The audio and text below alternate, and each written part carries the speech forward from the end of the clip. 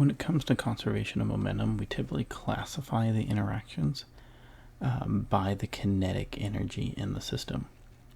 So when two objects collide, and let's say maybe one bounces back to the left, the other one will bounce back to the right, there's like a energy or momentum kind of like transfer between them, but it's not necessarily perfect. If you've ever seen a slow motion video of like a ball being hit, like maybe got a baseball bat and it's gonna slam into the ball, well, when it hits the ball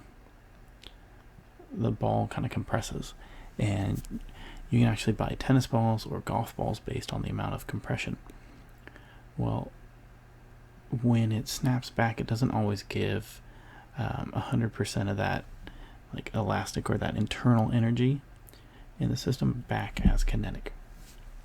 When it does, though, when that collision occurs and the kinetic energy in the system is the same, so when the change in the total kinetic energy of the system is equal to 0,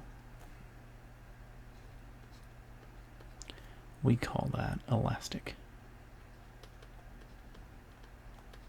So an elastic collision will conserve the mechanical energy, or at least it'll conserve the kinetic energy in the system.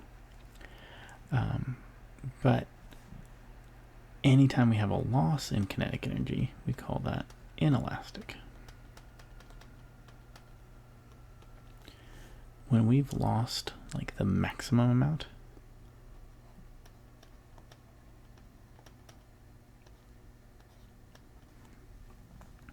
we call that perfectly inelastic.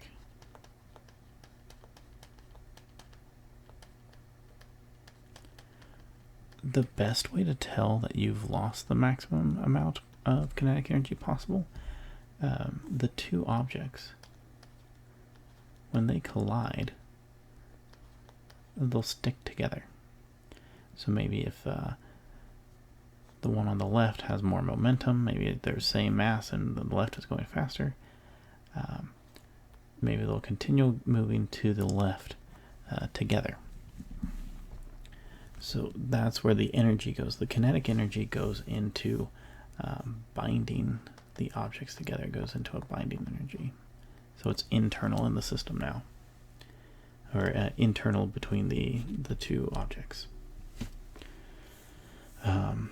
Whether it's elastic or inelastic, if it's a two-object system, we can write the conservation of momentum like this.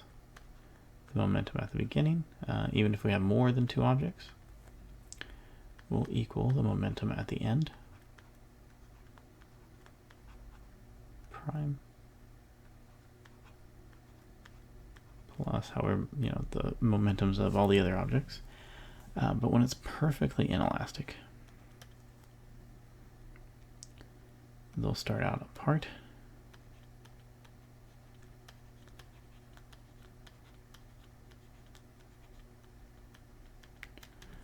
and they will bind together, so they will move as one.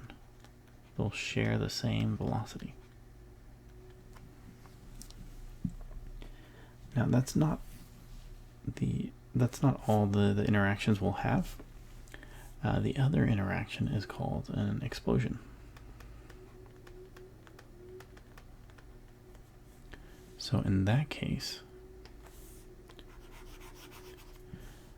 they'll start out together. So maybe we have like a balloon with some mass, and maybe it's floating up and pops. So now we have little balloon pieces everywhere.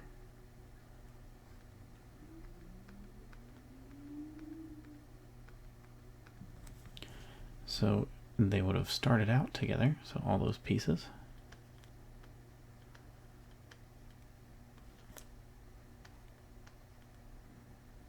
And now they're apart.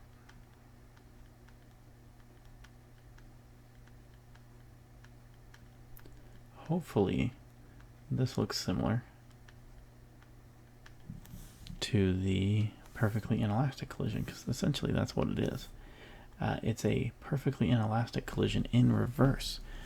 So whereas inelastic collisions will lose kinetic energy to binding, the energy that kept the balloon together, that was sticking it together, that binding energy became additional kinetic energy.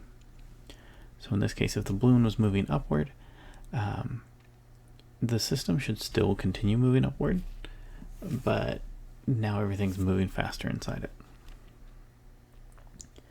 But I mean, that's really how Newton's laws work. They work in reverse. If you watch a video, an explosion in reverse, if you rewind it, it'll look like everything's coming together. It will look like a perfectly inelastic collision. If you watch a video of a person who is jumping up in the air, and you rewind it, it's going to look like somebody who is landing, and it won't violate Newton's laws at all. You're just watching everything in reverse. It'll look like just a new interaction. But anyway, those are the types of interactions we're going to have for conservation of momentum. And again, this imaginary quantity we've just made up, it only works when there's no external impulse on the system.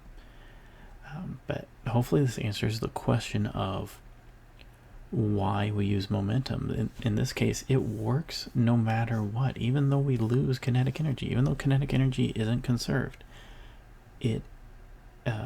The system still conserves the still conserves the momentum.